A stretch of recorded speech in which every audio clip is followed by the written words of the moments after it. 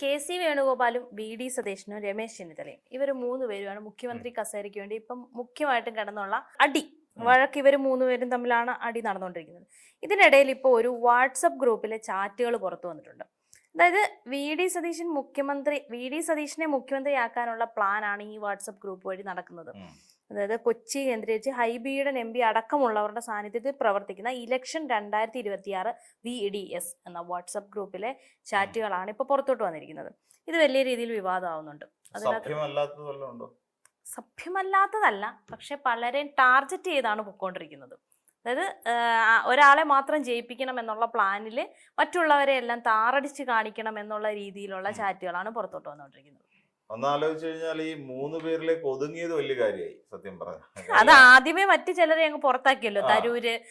തരൂരിനെ പോലുള്ളവരെയും സുധാകരനും ഒക്കെ ആദ്യമേ അങ്ങ് പുറത്തായത് കൊണ്ടാണ് ഈ 3 പേരിൽ ഇപ്പൊ ഒതുങ്ങി നിൽക്കുന്നത്. ഇല്ലെങ്കിൽ ഇത് കൂടിയേനെ. ഇതില് 5 പിന്നീട് അറിയാവുന്ന പോലെ അടൂർ പ്രകാശ് ഉണ്ടായിരുന്നു. പിന്നെ നമ്മുടെ മറ്റൊരു നേതാവ് K. മുരളീധരൻ, വട്ടിയൂർക്കാവ്, ഇവരൊക്കെ ഉണ്ടായിരുന്നു. എന്റെ ലിസ്റ്റിൽ വരുന്ന ആൾക്കാരാണ്.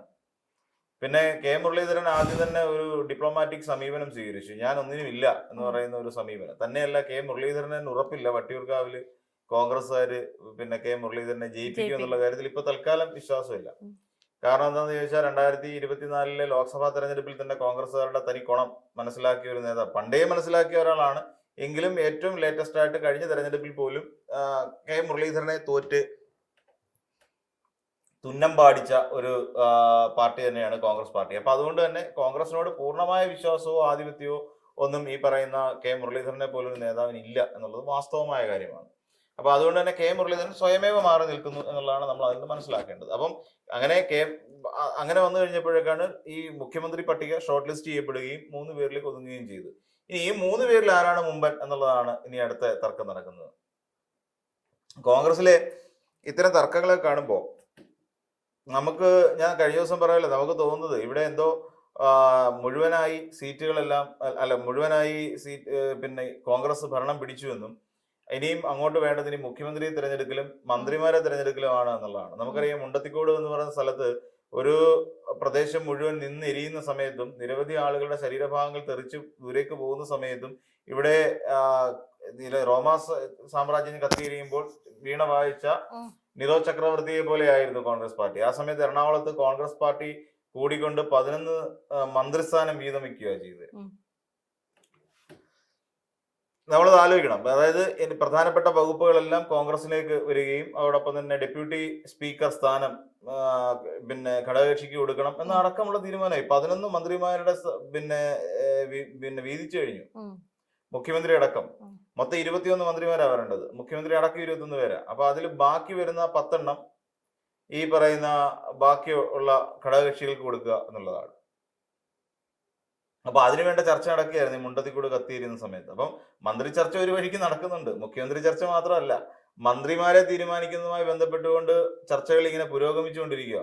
സത്യത്തിൽ ഇതൊക്കെ ഒറ്റ ദിവസത്തെ പരിപാടിയേ ഉള്ളൂ. ശരിക്കും പറഞ്ഞാൽ മന്ത്രിമാരെ തീരുമാനിക്കലാണെങ്കിലും മുഖ്യമന്ത്രിമാരെ തീരുമാനിക്കലാണെങ്കിലും, അതായത് ശരിക്കും സംഘടനാപരമായി പ്രവർത്തിച്ചുകൊണ്ടിരിക്കുന്ന ഒരു സംവിധാനമാണെങ്കിൽ ഇത്രയും കൊടിയ ചർച്ചകൾ ആവശ്യമില്ല. നമ്മൾ നോക്കേണ്ടത് ഏപ്രിൽ മാസം 9 തെരഞ്ഞെടുപ്പ് കഴിഞ്ഞ പാടെ തന്നെ കോൺഗ്രസിൽ ഉയർന്നു കേട്ടുകൊണ്ടിരിക്കുന്ന ഒരു വലിയ പ്രതിസന്ധിയാണ് ശരിക്കും ഈ പറയുന്ന മുഖ്യമന്ത്രി വിവാദം. അതിനിടയ്ക്ക് വി ഡി സതീശന് അർഹതയുണ്ടോ എന്ന് ചോദിച്ചു കഴിഞ്ഞാൽ വി ഡി സതീശന് അർഹതയുണ്ട്. മുഖ്യമന്ത്രിയാകാൻ വി ഡി സതീശനുള്ള അർഹത എന്താണെന്ന് ചോദിച്ചു കഴിഞ്ഞാൽ പുതുയുഗ യാത്ര പോലെയുള്ള യാത്രകൾ നടത്തിക്കൊണ്ട് കേരളത്തിലെ UDF എന്ന് പറയുന്ന മുന്നണിയെ ഒരുമിച്ച് നിൽക്കാൻ വേണ്ടി വി ഡി സതീശൻ പ്രവർത്തിച്ചു എന്നുള്ള വി ഡി സതീശന്റെ പ്ലസ് പോയിന്റ് തന്നെയാണ്. അക്കാര്യത്തിൽ നമുക്ക് വി ഡി സതീശനെ തള്ളിക്കളഞ്ഞുകൊണ്ട് ഒരു നീക്കം സാധ്യമല്ല. കാരണം ഒരുപക്ഷെ ഈ പറയുന്ന UDFന്റെ നേതൃസ്ഥാനത്ത് വേറെ ആരെങ്കിലും ആയിരുന്നെങ്കിൽ, ഈ പറയുന്ന പോലെ അടൂർ പ്രകാശ്, രമേശ് ചെന്നിത്തലയൊക്കെ ആയിരുന്നെങ്കിൽ ഒരുപക്ഷെ ഇതൊന്നും അത്ര മുന്നോട്ട് പോകില്ലായിരുന്നു എന്നുള്ളതാണ് വാസ്തവം. ഈ തെരഞ്ഞെടുപ്പിലും UDF തോറ്റ് തുന്നം പാടുന്ന അവസ്ഥയുണ്ടായിരുന്നു. അപ്പം വി ഡി സതീശന്റെ വളരെ ശക്തമായ ഇടപെടൽ ഇക്കാര്യത്തിൽ ഈ തെരഞ്ഞെടുപ്പ് നേരിടുന്നതുമായി ബന്ധപ്പെട്ടുണ്ടായിട്ടുണ്ട്. നിരവധി തെരഞ്ഞെടുപ്പുകളിൽ നമ്മൾ നോക്കിക്കഴിഞ്ഞാൽ പുതുപ്പള്ളി ഉപതെരഞ്ഞെടുപ്പ് മുതൽ നമ്മൾ ഈ റീസെന്റ് കാണുന്ന തെരഞ്ഞെടുപ്പ് വരെ സതീശൻ നടത്തിയിട്ടുള്ള പരിശ്രമങ്ങളും മുന്നണികളെ ഒരുമിപ്പിച്ച് കൊണ്ടുപോകാനുള്ള നീക്കം ഇതെല്ലാം സത്യത്തിൽ VDSന്റെ ഭാഗത്തു നിന്നുണ്ടായി. അതുകൊണ്ട് സതീശൻ തന്നെയാണ് എന്തുകൊണ്ടും യോഗ്യൻ എന്ന് നമ്മൾ പറയേണ്ടി വരും, ഒരു പ്രവർത്തകൻ എന്നുള്ള നിലയിൽ. അപ്പൊ അത് പിന്നെ വിമല ബിനുവിനെ പോലുള്ള VD സതീശന്റെ ഈ പറയുന്ന സോഷ്യൽ മീഡിയ ഹാൻഡിലുകൾ കൊണ്ടു നടക്കുന്ന അവര് അതിന്റെ CEO അങ്ങണ്ടാണെന്ന് തോന്നി വിമല ബിനു. അപ്പൊ അവര് ഉയർത്തിക്കൊണ്ടിരിക്കുന്ന വാദങ്ങളൊക്കെ ശരി തന്നെയാണെന്ന് പറയേണ്ടി വരും. പിന്നെ അവര് ഉയർത്തിയ ഏറ്റവും പ്രധാനപ്പെട്ട ഒരു കാര്യം, സംഘടനാ ജനറൽ സെക്രട്ടറി എന്നുള്ള നിലയിൽ നിന്നുകൊണ്ട് KC വേണുഗോപാലിന് കേരളത്തിൽ മാത്രമേ പറ്റുള്ളൂ. പുള്ളിക്ക് ദേശീയ തലത്തിൽ എന്തുകൊണ്ട് പ്രവർത്തിച്ചുകൂടാ? കേരളത്തിൽ നിന്ന് പോണം, സത്യമല്ലേ? KC വേണുഗോപാൽ എന്തിനാ ഈ അടിഞ്ഞു കിട്ടി ഇവിടെ കിടക്കുന്നത്? KC വേണുഗോപാലിനെ സമയം ഇപ്പൊ ബംഗാളിൽ തെരഞ്ഞെടുപ്പ് നടക്കുന്നു, തമിഴ്നാട്ടിൽ തെരഞ്ഞെടുപ്പ് നടക്കുന്നു. അങ്ങനെ തെരഞ്ഞെടുപ്പ് നടക്കുന്ന എല്ലാ സംസ്ഥാനങ്ങളിലും അത് ഗ്രൂപ്പിൽ തന്നെ പറഞ്ഞിട്ടുണ്ട്, ഈ മറ്റ് സംസ്ഥാനങ്ങളിൽ ഇതുപോലെ പ്രവർത്തിച്ചിരുന്നെങ്കിൽ ജയിക്കാമായിരുന്നു. ഇതുപോലെ വേറൊരു പ്രശ്നമുണ്ടെന്നേ, മറ്റു സംസ്ഥാനങ്ങളിൽ അങ്ങനെ ഈ ജയം എന്ന് പറയുന്നത് അത്ര ഈസി അല്ല. എന്തുകൊണ്ടാണെന്ന് ചോദിച്ചാൽ കോൺഗ്രസിന് പലയിടങ്ങളിലും വലിയ പ്രാധാന്യമൊന്നും ഇപ്പൊ ഇല്ല, പഴയ പോലൊന്നും അല്ല. കാരണം ജനങ്ങൾ ചിന്തിക്കുന്നത് ഇത്രയേ ഉള്ളൂ. അവിടെ നമ്മൾ ആലോചിച്ച് നോക്കിക്കോളൂ, ഇവിടെ ബാബറി മസ്ജിദ് തകർത്ത സമയത്ത് ആരായിരുന്നു രാജ്യത്തിന്റെ പ്രധാനമന്ത്രി? കോൺഗ്രസ് ആയിരുന്നു. അപ്പം ന്യൂനപക്ഷങ്ങൾ ചിന്തിക്കുന്നത്, ന്യൂനപക്ഷങ്ങളെ ഒരു കാലത്തും പിന്തുണച്ചിട്ടില്ലാത്ത ഒരു പാർട്ടി കോൺഗ്രസ് പാർട്ടിയാണ്. അപ്പൊ അങ്ങനെ ന്യൂനപക്ഷങ്ങൾ അകന്നിട്ട് വേറെ മറ്റു പല ഇടങ്ങളിലേക്ക് ന്യൂനപക്ഷം പോയി, അത് വേറൊരു വാസ്തവമാണ്. അതൊക്കെ കോൺഗ്രസിന്റെ തകർച്ചയ്ക്ക് കാരണമായി എന്നുള്ളത് വാസ്തവമാണ്, അത് മാറ്റാൻ പറ്റുന്ന കാര്യമൊന്നുമല്ല. അപ്പൊ അങ്ങനെ വന്നു കഴിഞ്ഞപ്പോ KC വേണുഗോപാലിന് പിന്നെ ഇനിയിപ്പം ഏത് സംസ്ഥാനത്ത് പോയാലും വലിയ മെച്ചം ഉണ്ടാകാൻ പോകുന്നില്ല.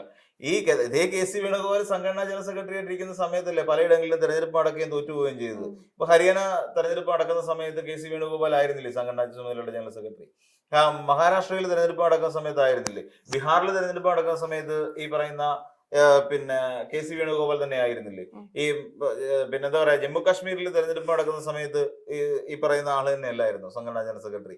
എന്നിട്ട് ഇവിടെ എവിടെയെങ്കിലും ജയിപ്പിക്കാൻ സാധിച്ചിട്ടുണ്ടോ? ഇല്ല. ഒരിടത്തും ജയിപ്പിക്കാൻ പറ്റിയ ഒരു കോർ അല്ലെങ്കിൽ ജയിപ്പിക്കാൻ പറ്റിയ ഒരു കപ്പാസിറ്റി ഈ പറയുന്ന KC വേണുഗോപാലിന് ഇല്ല എന്നുള്ളതാണ് വാസ്തവം. പിന്നെ കേരളത്തിൽ വന്നിരുന്നുകൊണ്ട് ഇപ്പൊ മന്ത്രി KC വേണുഗോപാലിന്റെ ഇങ്ങോട്ടുള്ള ലാൻഡിങ് എന്ന ഈ തെരഞ്ഞെടുപ്പിനെ ലക്ഷ്യം വെച്ചിട്ടായിരുന്നില്ലേ? നമ്മൾ പലപ്പോഴും അത് ചർച്ച ചെയ്തിട്ടുണ്ട്. അതെ തീർച്ചയായിട്ടും. അത് ഈ ലക്ഷ്യം മാത്രമേ ഉള്ളൂ. KCയെ സംബന്ധിച്ചിടത്തോളം കേരളത്തിൽ ഭരണം പിടിക്കുക എന്നുള്ളത് ഒരു വളരെ പ്രൈം ആയിട്ടുള്ള ഒരു കാര്യമാണ്. എന്തിനാണ് ഭരണം പിടിക്കുന്നതെന്ന് ചോദിച്ചു കഴിഞ്ഞാൽ, KC ഇവിടെ വന്ന് ഇന്നുകൊണ്ട് നടത്തിയ ഈ പറയുന്ന കപ്പ കഴിച്ചതും മീൻ തിന്നതും ഒക്കെ VD സതീശനെ മുഖ്യമന്ത്രിയാക്കാനല്ല. പക്ഷെ അത് നമ്മൾ മനസ്സിലാക്കാതെ പോയി, കോൺഗ്രസിലുള്ള ഒരു വിഭാഗം ആൾക്കാർ മനസ്സിലാക്കാതെ പോയി. എനിക്കൊന്ന് പൊതുജനവും കുറച്ചൊക്കെ മനസ്സിലാക്കാതെ പോയി. ഇവിടെ വന്നിട്ടുണ്ടെങ്കിൽ KC ഇവിടെ വന്നിട്ടുണ്ടെങ്കിൽ അത് VD സതീശനെ മുഖ്യമന്ത്രിയാക്കാനോ രമേശ് ചെന്നിത്തലയെ മുഖ്യമന്ത്രിയാക്കാനോ അല്ല, ഇവര് തമ്മിലുള്ള തർക്കത്തെ കൂടുതൽ വർദ്ധിപ്പിക്കുക എന്നുള്ളതായിരുന്നു KCയുടെ ഉദ്ദേശം. അതിലൂടെ നുഴഞ്ഞു കയറുക എന്നുള്ളതാണ്. ഇപ്പൊ അജയ് തറയിൽ അടക്കമുള്ളവർ പറഞ്ഞിട്ടില്ലേ, MLA ആകാതെ മുഖ്യമന്ത്രിയാകാൻ AK ആന്റണിക്കും EK നായനാർക്കും ഒക്കെ കഴിഞ്ഞിട്ടുണ്ട്. അതിന്റെ അർത്ഥം എന്താ?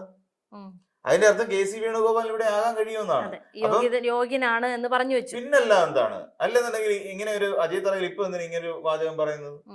ഇപ്പൊ അജയ് തറയിൽ ഒരിക്കലും അത് പറയാൻ പാടില്ലായിരുന്നു.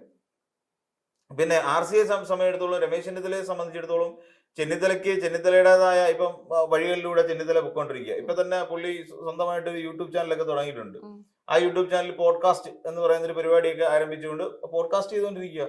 തന്റെ ആശയങ്ങളും തന്റെ കാര്യങ്ങളും ഒക്കെ ആ ചാനലിലൂടെ അദ്ദേഹം വെട്ടിത്തുറന്ന് പറഞ്ഞുകൊണ്ടിരിക്കുക. അതിന്റെ അർത്ഥം എന്താ? ഇവിടെ അതിനപ്പുറത്തേക്ക് എത്തണം. അതായത് VD സതീശനും അല്ല KC വേണുഗോപാലും അല്ല, ഞാൻ തന്നെയാണ് ഇനി ഇവിടെ വരേണ്ടത്. ഇങ്ങനെ അവകാശപ്പെടാൻ ശരിക്കും RC രമേശ് ചെന്നിത്തലയ്ക്ക് ഉള്ള യോഗ്യത, ആകെപ്പാടുള്ള യോഗ്യത എന്ന് പറഞ്ഞു കഴിഞ്ഞാല് ഈ പറയുന്ന പോലെ നേരത്തെ ഒന്ന് പ്രതിപക്ഷ നേതാവായിട്ട് ഇരുന്നിട്ടുണ്ട്. അതുകൂടാതെ നേരത്തെ ആഭ്യന്തര വകുപ്പ് മന്ത്രിയായിട്ട് ഇരുന്നിട്ടുണ്ട്. ഇതൊക്കെ ഉള്ളൂ രമേശ് ചെന്നിത്തലയ്ക്കുള്ള ക്വാളിറ്റി. അല്ല രമേശ് ചെന്നിത്തലയ്ക്ക് VD സതീശനെ പോലെ ഈ ഒരു സംഘടനാ പാഠവും അവകാശപ്പെടാനുണ്ടോ? ഏതെങ്കിലും ഒരു ഘട്ടത്തിൽ സംഘടനയെ മികച്ച രീതിയിൽ അല്ലെങ്കിൽ ഈ മുന്നണിയെ മികച്ച രീതിയിൽ മുന്നോട്ട് കൊണ്ടുപോയിട്ടുണ്ടോ?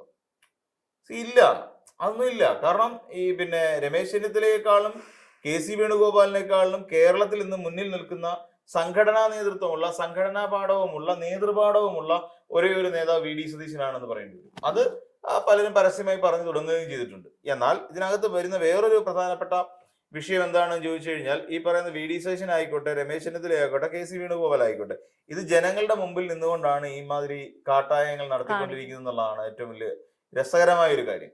ജനങ്ങൾ ഇനിയിപ്പം ഇവരെ ജയിപ്പിക്കാൻ ജനങ്ങൾ തീരുമാനിച്ചിട്ടുണ്ടെങ്കിൽ അത് നടക്കും, ഇത് ഉറപ്പാണ്. ജനങ്ങൾ തീരുമാനിച്ചു കഴിഞ്ഞ് ഈ മെയ് 4-ാം തീയതി അറിയാം അത് ജനങ്ങൾ ജയിപ്പിക്കുകയോ ഇല്ലയോ എന്നുള്ള കാര്യം നമുക്ക് അന്നേരം അറിയാൻ കഴിയുള്ളൂ. പക്ഷേ നമ്മൾ ആ സമയത്ത് എങ്ങാനും കൈതട്ടി ജയിച്ചു പോയാൽ നമ്മുടെ കേരളത്തിന്റെ അവസ്ഥ എന്ന് പറഞ്ഞാൽ നമ്മൾ ചിന്തിക്കുന്നൊന്നും അല്ല സംഭവിക്കാൻ പോകുന്നത്. കാരണം ഈ പറയുന്ന മന്ത്രിസഭ അല്ലെങ്കിൽ മന്ത്രിമാരെ തെരഞ്ഞെടുക്കുന്നത് ഇപ്പൊ തന്നെ തുടങ്ങി വെച്ചിട്ടുണ്ട്. എന്തുകൊണ്ടാണെന്നറിയോ? അതിനുശേഷം ഒരു ഭൂരിപക്ഷം കിട്ടിയതിന് ശേഷമുള്ള വലിയൊരു ബ്ലാസ്റ്റ് ഒഴിവാക്കാൻ വേണ്ടിയിട്ടാണ്, വലിയൊരു തർക്കം ഒഴിവാക്കാനും വലിയൊരു ബഹളം ഒഴിവാക്കാനും വേണ്ടിയിട്ടാണ്. ഇപ്പൊ ഈ തർക്കം വരികയോ ബഹളം വരികയോ ചെയ്തു കഴിഞ്ഞാൽ വീണ്ടും പല ഉപതെരഞ്ഞെടുപ്പുകൾ ഉണ്ടാവുന്നേ കേരളത്തിൽ. പലരും പിടിച്ചു നിൽക്കില്ല, ഈ പിന്നെ മുന്നണിക്കകത്ത് നിൽക്കില്ല, അല്ലെങ്കിൽ കോൺഗ്രസ് പാർട്ടിക്കുള്ളിൽ നിൽക്കില്ല, പലരും വിട്ടുപോകും. അപ്പൊ അത്തരത്തിലുള്ള കൊഴിഞ്ഞുപോക്കുകൾ ഒഴിവാക്കാൻ വേണ്ടിയിട്ടാണ് ഇപ്പൊ ഈ പറയുന്ന പോലെ 90-ലധികം ആൾക്കാർ സ്ഥാനാർത്ഥികൾ മത്സരിച്ച ഒന്നാണ് ഈ UDF അല്ലെങ്കിൽ കോൺഗ്രസ് പാർട്ടി. ഇവരെയൊക്കെ എങ്ങനെ മാനേജ് ചെയ്യും? ഇവരൊക്കെ ജയിച്ചു ഒരു 40 പേര് ജയിച്ചു നോക്കൂ, ബാക്കിയെല്ലാം മുസ്ലിം ലീഗ് ആയിരിക്കും. ഒരു 40 അല്ലെങ്കിൽ 50 പേര് ജയിച്ചെങ്കിൽ ഈ 50 പേരെ എങ്ങനെ അക്കോമഡേറ്റ് ചെയ്യും എന്നുള്ളതിനെ സംബന്ധിച്ച് തർക്കം നടന്നുകൊണ്ടിരിക്കുക. നമ്മൾ പുറമേ നിന്ന് കാണുന്ന പോലെയൊന്നും അല്ല, കോൺഗ്രസിനകത്ത് അത് ചീഞ്ഞാറിക്കൊണ്ടിരിക്കുക.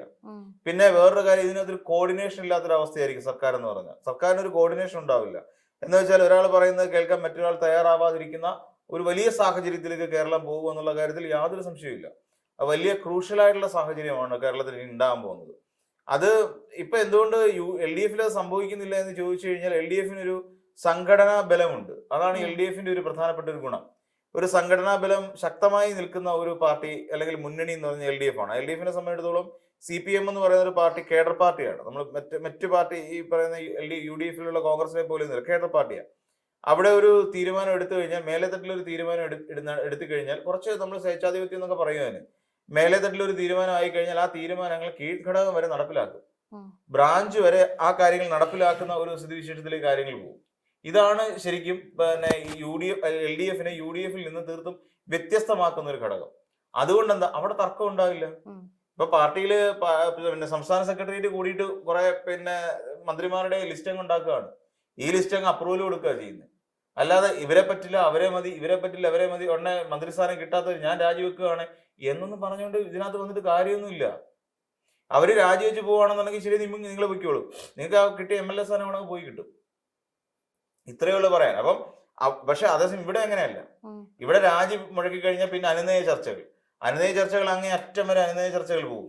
എന്നിട്ട് ഇത് കൂടാതെ സൈബർ പോരാളികൾ ഇതിന് വേണ്ടിയിട്ട് കടന്നിട്ട് മുറവിളി കൂട്ടുകയും ചെയ്യും. ഇത് കോൺഗ്രസിന്റെ ഒരു ശാപമാണ്. പിന്നെ ഏറ്റവും കൂടുതൽ അത് ബുദ്ധിമുട്ട് അനുഭവിക്കുന്ന ഒരു വിഭാഗം എനിക്ക് തോന്നുന്നു ലീഗാണ്. ലീഗിനെ സംബന്ധിച്ചിടത്തോളം പരസ്യമായി വിഴുപ്പലക്കൽ പോലെയാണ് ഇത് തോന്നുന്നത്. കാരണം പരസ്പരം പഴിചാരിക്കൊണ്ട്, പരസ്പരം കുറ്റപ്പെടുത്തിക്കൊണ്ട്, പരസ്പരമുള്ള കുറ്റവും കുറവും ഒക്കെ ഉച്ചത്തിൽ വിളിച്ചു പറഞ്ഞുകൊണ്ട് തന്നെയാണ് ഈ രണ്ട് സൈബർ അണികളും കിടന്നിട്ട് അലമ്പുണ്ടായിക്കൊണ്ടിരിക്കുന്നത്. ഇവര് പറയുമ്പോൾ കണ്ണൂർ സിംഹത്തിന്റെ ഏത് മറ്റേ സിംഹമാണെങ്കിലും ശരി എന്ന് പറഞ്ഞുകൊണ്ട് വാട്സപ്പിൽ പോസ്റ്റ് പ്രചരിക്കുന്നുണ്ടെങ്കിൽ അതിന്റെ അർത്ഥം എന്താ? ഈ പറയുന്ന കോൺഗ്രസ്സുകാർ എത്ര പേര് പിന്നെ കെ സുധാകരൻ എന്ന് പറയുന്ന നേതാവിനെ അംഗീകരിക്കുന്നുണ്ട്? നമ്മൾ ആലോചിച്ച് നോക്കേണ്ട ഒരു കാര്യം. അത് പരസ്യമായ വിഴുപ്പലകളാണെന്നേ. KC വേണുഗോപാൽ എന്ന് പറയുന്ന നേതാവിനെ എത്ര VDS-ന്റെ അല്ലെങ്കിൽ VD സതീശന്റെ പിന്നെ അണികൾ അനുസരിക്കുന്നുണ്ട്? നമ്മൾ ഇവിടെയാണ് വിഭാഗീയത അല്ലെങ്കിൽ അനുസരണക്കേട്. മറ്റ് നേതാക്കന്മാർ, എന്റെ നേതാവാണ് ഏറ്റവും മികച്ച നേതാവ്, മറ്റവന്റെ നേതാവൊക്കെ വെറും പിന്നെ ഏഴാംകൂലികളാണ് എന്ന് കരുതുന്ന ഒരു അണികളുടെ സംവിധാനത്തിലേക്കാണ് പൊയ്ക്കൊണ്ടിരിക്കുന്നത്. KC വേണുഗോപാലിനെ ചീത്ത വിളിക്കുന്നുണ്ടെങ്കിൽ KC വേണുഗോപാൽ പിണറായി വിജയനെ ചീത്ത വിളിക്കുന്ന ഏതെങ്കിലും ബ്രാഞ്ച് കമ്മിറ്റിയിലെ ഏതെങ്കിലും അംഗത്തെ കാണിച്ചു തരാൻ പറ്റുമോ? അല്ല, പോട്ടെ, എല്ലാം വിട്ടേക്കൂ. ഇവിടെ പിന്നെ ആർ ബിന്ദു എന്ന് പറയുന്ന മന്ത്രിയെ ചീത്ത വിളിക്കുന്ന ഏതെങ്കിലും ഒരു പരസ്യമായി ചീത്ത വിളിക്കുന്ന, അതായത് ഫേസ്ബുക്കിൽ അങ്ങനെ ഒരു പേജ് ഉണ്ടാക്കി ആർ ബിന്ദുവിനെതിരെ ഒരു വെറുതെയെങ്കിലും ഒരു പ്രചരണം നടത്തിക്കൊണ്ടിരിക്കുന്ന ഏതെങ്കിലും ഒരു ഫേസ്ബുക്ക് ഹാൻഡിൽ ഉണ്ടോ ഇടതുപക്ഷത്തിന്റെ? ഇല്ല. ഈ പറയുന്ന വീണ ജോർജിനെതിരെ അങ്ങനെ ഇടതുപക്ഷത്തിലുള്ള ഏതെങ്കിലും സൈബർ ഹാൻഡിൽ പ്രവർത്തിക്കുന്നുണ്ടോ? ഇല്ല. അങ്ങനെ ഇടതുപക്ഷത്തിന്റെ ആരെ വേണമെങ്കിലും എടുത്ത് പരിശോധിച്ച് നോക്കിയുള്ളൂ. മുഖ്യമന്ത്രി പിണറായി വിജയനെതിരെ ഇടതുപക്ഷത്തിന്റെ ഏതെങ്കിലും സൈബർ ഹാൻഡിൽ എന്തെങ്കിലും തരത്തിലുള്ള കാര്യം പ്രചരിപ്പിക്കുന്നുണ്ടോ? ഇല്ല. എന്തുകൊണ്ടാണെന്ന് ചോദിച്ചാൽ അതാണ് പിന്നെ കോൺഗ്രസിൽ ഇല്ലാത്തതും CPM-ൽ ഉള്ളതുമായ ഒരു ബലം. അതാണ് സംഘടനാ ശക്തി എന്ന് പറയും. ഈ സംഘടനാ ശക്തി ഇല്ലായ്മ, അതുകൊണ്ടാണ് KC വേണുഗോപാലിനെ ചീത്ത വിളിക്കേണ്ടി വരുന്നത്. കണ്ണൂർ സിംഹം, കേരളത്തിലെ ഏറ്റവും മുതിർന്ന കോൺഗ്രസ് നേതാക്കന്മാരിൽ ഒരാളായ K സുധാകരനെ ഇങ്ങനെ ഈ രീതിയിൽ തെറി പറയുന്നത്, തെറിയെന്ന് തന്നെ പറയേണ്ടി വരും, ഈ രീതിയിൽ തെറി പറയുന്നത്, രമേശ് ചെന്നിത്തലയെ തെറി പറയുന്നത്. അപ്പൊ തങ്ങളുടെ നേതാവാണ് വലുത് എന്ന് ചൂണ്ടിക്കാണിക്കാൻ വേണ്ടി ബാക്കി കോൺഗ്രസിലുള്ള മുതിർന്ന ദേശീയ നേതാക്കളെ അടക്കം ചീത്ത വിളിക്കുന്ന സമീപനത്തിലേക്ക്, രീതിയിലേക്ക് കോൺഗ്രസ് അനുകൂലികൾ അല്ലെങ്കിൽ VDS-ന്റെ അനുകൂലികൾ അധപ്പതിച്ചിരിക്കുന്നു. അതാണ് വാസ്തവം. അപ്പം എന്ന് വെച്ച് കഴിഞ്ഞാൽ നാളെ ഇവരൊക്കെ മന്ത്രിമാരും മന്ത്രിമാരും ഒക്കെ ആയി വരുന്ന കേരളത്തിൽ ഭരണം നടക്കുമെന്ന് വിശ്വസിക്കാൻ മാത്രം പൊട്ടന്മാരായിരിക്കണം നമ്മൾ. ശരിക്കും ഭരണം എന്ന് പറയുന്നൊന്നും ഉണ്ടാവില്ല. നമ്മൾ വിചാരിക്കുന്ന പോലൊന്നും അല്ല. കേരളം കുത്തഴിഞ്ഞ ഒരു അവസ്ഥയിലേക്ക് പോകും. ഇന്ന് നമ്മൾ നോക്കുമ്പോൾ ഇന്നൊരു ഭരണ സംവിധാനമുണ്ട്. എന്തുകൊണ്ടാണ് ആ ഭരണ സംവിധാനം പ്രവർത്തിക്കുന്നത് ചോദിച്ചാൽ ഒരു മുഖ്യമന്ത്രിയുണ്ട്, ആ മുഖ്യമന്ത്രിയെ ചുറ്റിപ്പറ്റി നിൽക്കുന്ന മന്ത്രിമാരുമുണ്ട്. കൃത്യമായി ഇപ്പൊ തന്നെ നമ്മൾ നോക്കിക്കോളൂ, ഈ പിന്നെ മുണ്ടത്തിക്കോട് വെടിക്കെട്ടപകടം നടക്കുന്നില്ലേ, ആ വെടിക്കെട്ടപകടത്തെ തുടർന്ന് വളരെ പെട്ടെന്നൊരു തീരുമാനം എടുക്കാൻ ഒരു മന്ത്രിസഭയ്ക്ക് കഴിഞ്ഞു. അത് പിന്നെ പെട്ടെന്ന് ഒരു തീരുമാനമെടുത്ത് മരണപ്പെട്ടവരുടെ ആശ്രിതർക്ക് 3 ലക്ഷം രൂപ എന്നുള്ള നിലയിൽ സഹായധനം പ്രഖ്യാപിക്കാൻ കഴിഞ്ഞു. എന്തുകൊണ്ടാണെന്ന് ചോദിച്ചു കഴിഞ്ഞാൽ അതിന്റെ കോർഡിനേഷൻ അങ്ങനെയാണ്. പെട്ടെന്ന് അത് സംബന്ധിച്ച് തീരുമാനം ആയിക്കൊണ്ടിരിക്കുക. പെട്ടെന്ന് തന്നെ മെഡിക്കൽ ബോർഡ് കൂടിക്കൊണ്ട് അവർക്ക് വേണ്ട വിദഗ്ധ ചികിത്സ കൊടുക്കുന്നതുമായി ബന്ധപ്പെട്ട തീരുമാനങ്ങൾ എടുത്തു കഴിഞ്ഞു. ആ തീരുമാനങ്ങൾ ആയതിനു ശേഷം വി ഡി സതീശൻ പറഞ്ഞ് വിദഗ്ധ ചികിത്സ ഉറപ്പാക്കണം എന്ന് പറയുന്നത്. അപ്പൊ ഇങ്ങനെ തുടങ്ങി എല്ലാ കാര്യങ്ങളും വളരെ സിസ്റ്റമാറ്റിക് ആയിട്ട് മൂവ് ചെയ്യാൻ സാധിച്ചു എന്നുള്ളതാണ്. അതാണ് യഥാർത്ഥത്തിൽ ഒരു ഭരണ സംവിധാനം എന്ന് പറഞ്ഞാൽ. ഈ ഭരണ സംവിധാനം ഒരിക്കൽ പോലും കോൺഗ്രസ് പാർട്ടി അധികാരത്തിൽ വന്നാൽ ഉണ്ടാകില്ല എന്നുള്ളതാണ് നിലവിലത്തെ സാഹചര്യങ്ങൾ കൂടി നമ്മൾ വിലയിരുത്തുമ്പോൾ മനസ്സിലാക്കാൻ കഴിയുന്നത്.